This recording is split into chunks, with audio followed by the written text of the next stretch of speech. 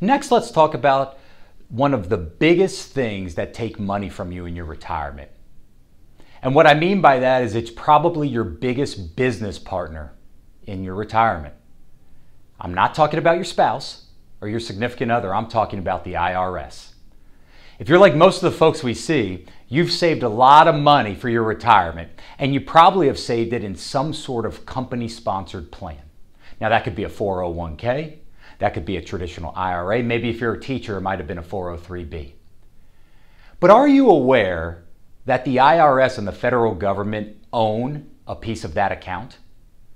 When money starts to come out of those accounts, you're going to have to report that money as income, and you're going to have to pay income tax on that money.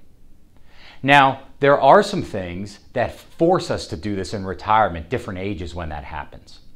And the worst part of this scenario in your retirement is that you don't get to control the rate you pay. The IRS and the federal government control the rate. What you do get to control, though, is the amount of income you take out. So indirectly, when you're controlling the amount of income you take, you can control your taxation. So we want to be thinking about taxes this way. Do you believe taxes are going to be higher in the future or lower in the future?